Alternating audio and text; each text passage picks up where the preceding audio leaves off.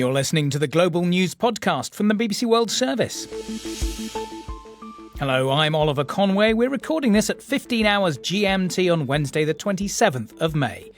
Workers at Samsung secured bonuses of nearly $400,000. Have they set a precedent for sharing out the spoils of AI? A four-term US senator loses the Texas primary as MAGA exerts its grip of the Republican Party. And Spanish police have raided the headquarters of the governing Socialist Party. Also in this podcast, the Ghanaians fleeing racist threats in South Africa. Their lives were in danger. The economic activity that they were engaging in had come to a standstill, who felt unwelcome in this country. And she even offered to pay for it when this was refused, saying that tap water should be just a standard part of the hotel service, and she likened it to finding a bed with sheets and soap in a bathroom. A judge in Italy rules that hotels can refuse to give out free tap water. Should workers get to share in the profits of the AI boom? Well, employees at Samsung certainly think so and threaten to go on strike to make it happen. Now they've voted to accept a deal which will see about two-thirds of them get an annual bonus, averaging nearly $400,000 this year. Samsung accounts for about an eighth of South Korea's GDP, and there were fears a strike could harm the economy. High demand for the firm's chips, which help power AI data centres, boosted its first quarter operating profit by 750%. But the pay deal has led to discontent in less profitable divisions of Samsung, with a smaller union trying to block the agreement. I heard more from our Seoul correspondent, Jake Kwon. They have decided to set aside 10.5% of the operating profit every year as a bonus to be paid out in company stocks to the employees. The company's largest union has threatened to go on strike for 18 days, halting the production of memory chips, which would have had tens of billions of dollars in damage to the company and the economy as part of the lost revenue. And also, it was going to disrupt the global supply of these memory chips, which are a critical component in the AI database. Nearly 80,000 employees will be eligible for this bonus, nearly two-thirds of the company's workforce, but not everyone. How's that gone down? No, and I think what the vote had revealed is this internal conflict between the workers. About 73% of the union had said yes to this deal, but that also means that there were a significant number of people who said no to this deal. These are people who are making smartphones and TVs, these other products from Samsung Electronics that we're very familiar with. These people who are not making memory chips, they're being given a few $1,000s at the end of this year. Is it common for workers in Korea to get such big payouts? No, this is very uncommon. One theme that keeps coming up is how unequal this success is. While Samsung Electronics and SK Hynix, its major competitor, have passed $1 trillion in valuation this month, this is not the case for most other South Korean companies. These two companies comprise of about 40% in the South Korean stock market. So I think a lot of people who are watching them are very envious. And there's a lot of conversation right now in South Korea. How does this benefit the society as a whole? How does this benefit South Korea's economy as a whole? Could it set a precedent for how the spoils from the AI boom are shared out? That debate is definitely going on. What we saw with Samsung, it was impacted by how SK Hynix, their main competitor, was paying out its workers about 10% of the profit, similar deal to what Samsung employees got today. And the top policymakers here was saying that we need to start a conversation about what we're going to do with increased tax revenue that comes from this AI boom. Are we going to make a sovereign money pool that could be used to improve infrastructures or other national projects? Or are we going to start giving out as dividend to the rest of the citizens? I think it will be many years before we have a more concrete picture of what that equitable, fair deal will be. Jake Kwon in the South Korean capital, Seoul. Israel says it's killed Mohammed Oda, the new head of Hamas's military wing, just days after targeting his predecessor. He was one of at least 10 people said to have been killed in Gaza on Tuesday, despite the nominal ceasefire. The Israeli defense minister said he had been, quote, sent to meet his associates in the depths of hell. Our Middle East correspondent Yolan Nell has this update from Jerusalem. this man, Mohammed Oda, is just the latest Hamas leader to have been targeted by Israel. Israel is saying that he was one of the architects of the deadly attacks on Israel on the 7th of October 2023, at that time serving as the Hamas intelligence official, and that he had been promoted just in the past few days to become the leader overall of the Hamas armed wing. His family is saying that his funeral has just taken place after noon prayers, that he was killed along with his wife and his adult son in the apartment in Gaza City, where video footage came out showing this apartment ablaze, witnesses saying that it was targeted by several Israeli missiles.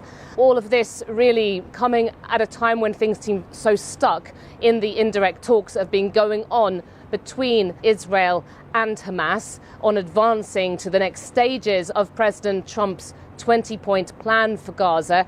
And it's been made clear by the US-led Board of Peace that unless Hamas disarms, there cannot be Israeli withdrawal of troops, there can't be real reconstruction taking place in Gaza. And the conditions there remain desperate. These are still very difficult times for people just at the moment celebrating the holiday of Eid al-Adha in this really dismal situation.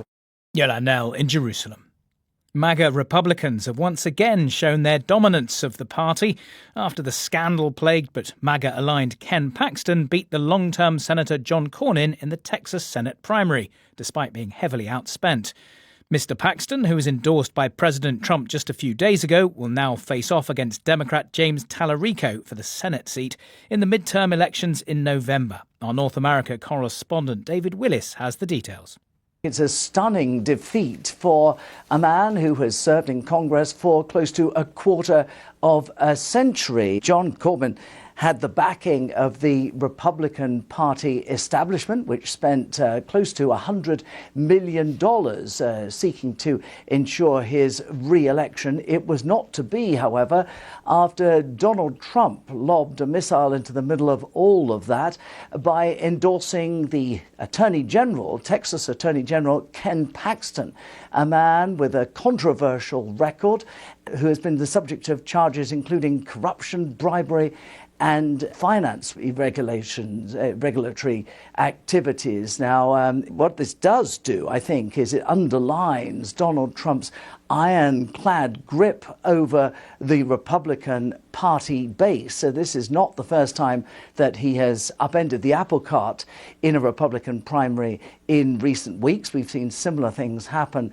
in Louisiana and Kentucky, and significantly perhaps in his victory speech tonight. President Donald J. Trump. Ken Paxton described Donald Trump's endorsement as the most powerful force in American politics. When everyone in Washington told him to abandon me and abandon the people of Texas, he didn't listen. Instead, he gave his complete and total endorsement. This does open the field now for the Democratic candidate, James Tallarico, who has already issued a campaign video calling Ken Paxton the most corrupt politician in America. Democrats believe that this could help them to win a very rare Senate seat in the state of Texas. And of course, that narrow Senate majority that the Republicans currently enjoy is up for grabs in those midterm elections in just a couple of months, November, here in the United States. David Willis. And our Washington reporter Daniel Bush has more on the political fallout from the Texas primary on the BBC News YouTube channel today. Just search for Global News Podcast in the podcast section there. Spain's socialist government has long been dogged by allegations of corruption. Now, police have raided the headquarters of the governing party. The former Prime Minister, José Luis Zapatero, is under investigation. And there are also accusations involving the family of the current Prime Minister, Pedro Sánchez. Paul Moss has the latest. The scandals just keep expanding and expanding. The Prime Minister, Pedro Sánchez, his wife, Begoña Gomez, she's charged with using her position to get a job she wasn't qualified for and using public cash for her own private interests. Then we have the brother of the Prime Minister. He's due to face trial accusing his connections to get a job with a socialist-run council. The former transport minister and an aide to the prime minister, they're currently on trial, along with a businessman accused of taking bribes when the government brought protection equipment to deal with COVID. And then, as you mentioned, the latest one is that the former socialist prime minister of Spain, José Luis Zapatero, has been told he's being formally investigated. That one is particularly complicated. It involves state money used to bail out an airline and whether those funds were used to help launder money from Venezuela through France and Switzerland. I hope you managed to keep up with all of that. Yeah, lots to look into. So what's happened today? Today we saw the police raiding the Socialist Party headquarters in Madrid. Now, financial scandals tend to be rather slow, accountants poring over budgets and balance sheets. It really was quite dramatic today. The police were from the Guardia Civil, which is Spain's national police force, a bit like the FBI, but more paramilitary. I mean, if they're coming in and you really are in trouble, they're looking for documents in another scandal which involves the SEPI, that's sort of Spain's sovereign wealth fund, a bit like that. And there's allegations of corruption there involving more than $100 million. That case has already led to several people being arrested. We're told that the Guardia Civil also went to 2 people's homes today. Now, I should say that all of the people involved in all of these scandals deny any wrongdoing. So are there any political ramifications from all this? There certainly are. I mean, Spain's opposition Conservative Party was quick off the mark on Wednesday. The party's leader, Alberto Feijóo, said the government stank of corruption. He called for the Prime Minister to resign. Indeed, there were anti-government demonstrations in Madrid on Saturday. That saw more than 100,000 people on the streets, also demanding the Prime Minister step down because of the scandals. The Conservatives' problem, though, is that they've had a lot of scandals of their own. Indeed, the current Prime Minister came to power promising to clean up after their corruption. I think the political party that's really doing well out of this is Spain's far-right party, Vox. Now, they're known for their anti-immigrant stance, but like most insurgent parties in Europe these days, they tend to say, look at the mainstream parties, look at them, they're all corrupt, they're all useless, vote for us and you will get change. I think the Vox party leaders after today's events will be grinning even more. Paul Moss. For the first time since the start of the war in Iran, people there have been able to go online to speak to family and friends outside the country. Internet access was tightened by the authorities over fears that it could be used by protesters, though some people were able to get round the restrictions by using expensive VPNs or satellite technology. Our world news correspondent Joe Inwood has been listening to people reconnect. Separated by an ocean and the longest ever internet shutdown, an aunt and her niece speak for the first time in 3 months. بله. سلام، خوب هستی؟ سلام، چطور هستی؟ خوب هستی؟ تشکر. خودت چطور هستی؟ خوب هستم. بسیار خوش شدم. Switching to English, they let us record their conversation. خوب هستم. How are you feeling being connected? I feel like I'm coming out of prison and I feel like I'm born again. And after connected to you and you called to you, I feel like I'm travel to the 21st century from the 15th century. It's like you time traveled. Reunions like this will have been taking place all over Iran as slowly the crippling shutdown of the internet is partially lifted. This was the announcement being made by an Iranian government spokeswoman. We hope that in the coming days we will quickly be able to restore these legitimate rights to the people, she says. But as of last night, there did not appear to be a flood of videos being posted. The lifting of restrictions seems to be happening slowly. And many on the streets of Tehran and elsewhere had managed to stay online, but using expensive VPNs or illegal satellite connections. For many, this was not an option. Pantia is a computer sciences student. As she sits on a hill overlooking the capital, she scrolls through her Instagram feed. For her, a return to legal internet means a return to making a living. I'm very happy that the internet is going to be restored because businesses can get back to normal. I had an online shop for a while and sold products. Definitely it will benefit us. But the only problem is the censorship. If they come up with a good solution and correct solution to this, many problems would be solved. I'm very happy to speak to you after so long. But for the aunt and niece, It is all about finally being able to talk to each other. And it was really good to hear your voice again after so long time. I'm so happy. That report by Joe Inwood. And still to come on the podcast. This is the most expensive Eid on record. Sheep prices have simply never been this high. How the high cost of living is affecting Eid celebrations for Muslims around the world.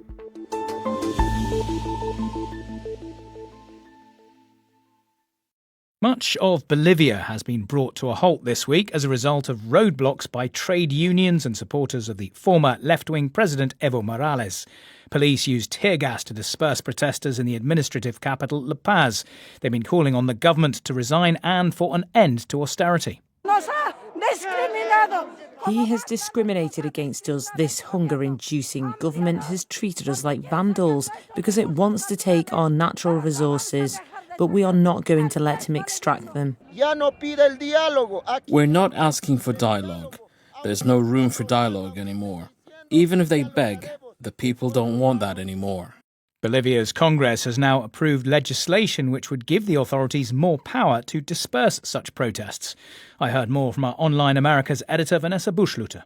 The emergency measures allow the president to curtail the freedom of movement and the freedom of assembly of people if he sees fit. One of the key things is also that allows him to deploy the army, soldiers, to break up protests if he thinks that is needed. Now, that was possible before, up until 2020, under the Bolivian constitution.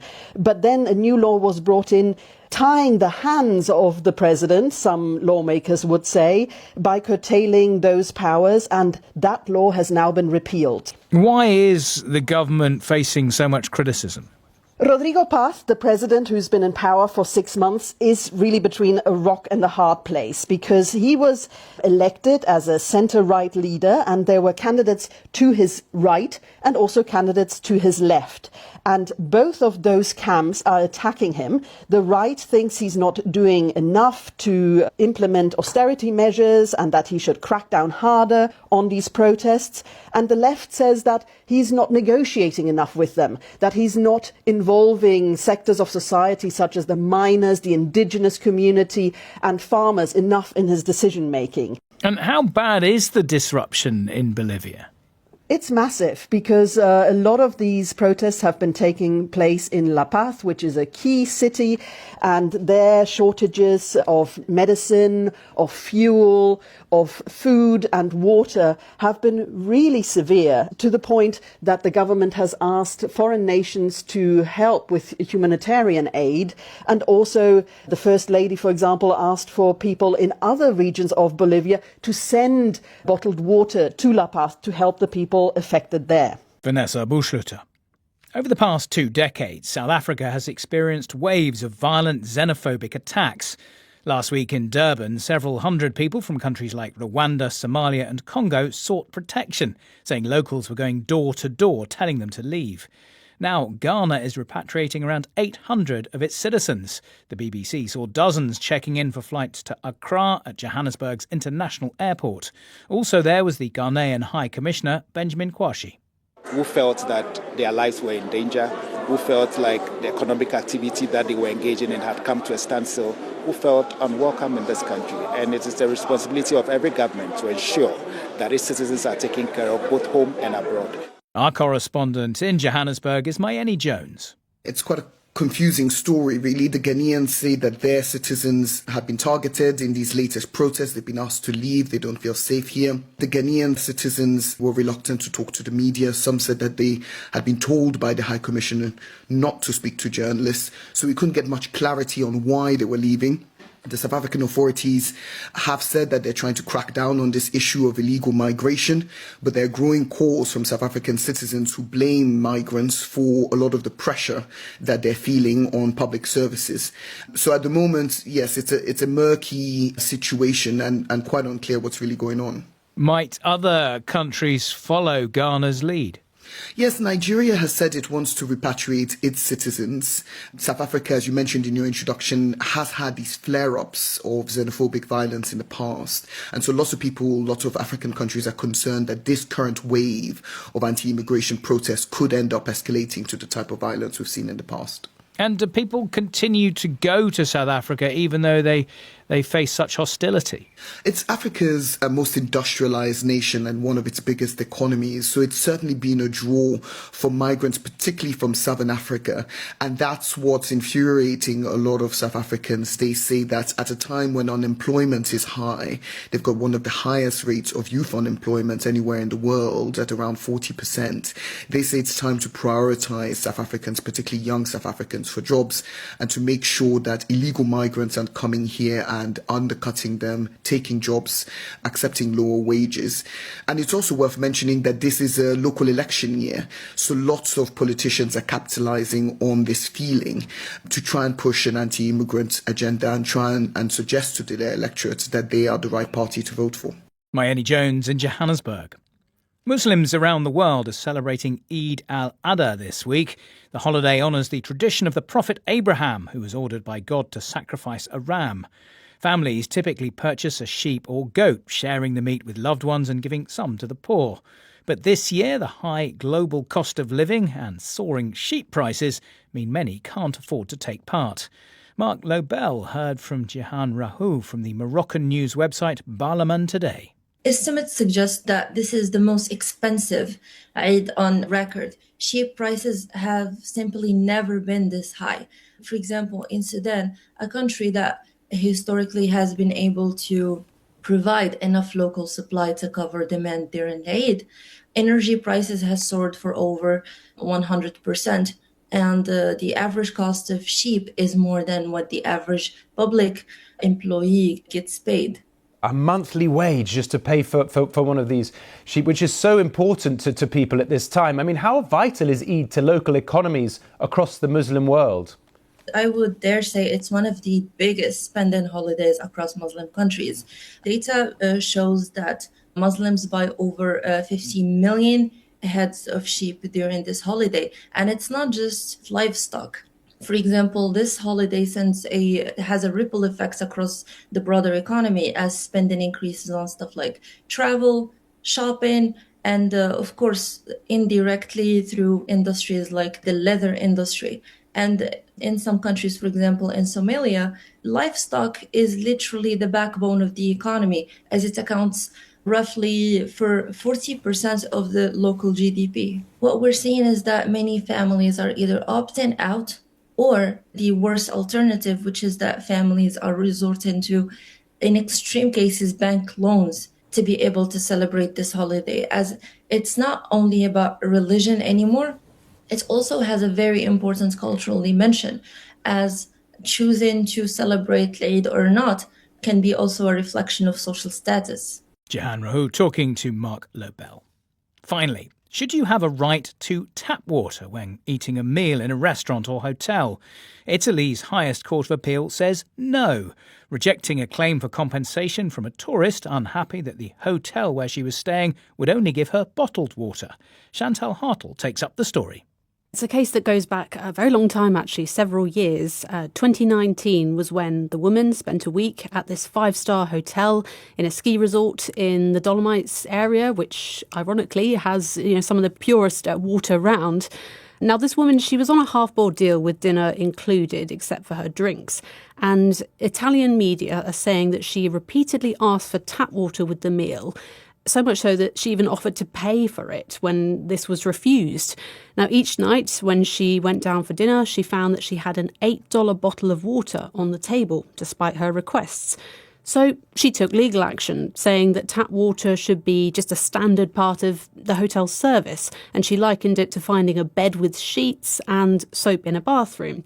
Her case was dismissed, so she then appealed, and now the Italian Supreme Court has confirmed what always stood, really, that there is no law in Italy obliging restaurants or hotels to provide tap water, and that the decision to serve it is up to individual venues and indeed what sort of brand of water as well. Now, the judge also denied her request for $3,000 in compensation for the economic damage and emotional distress that the woman said she had suffered.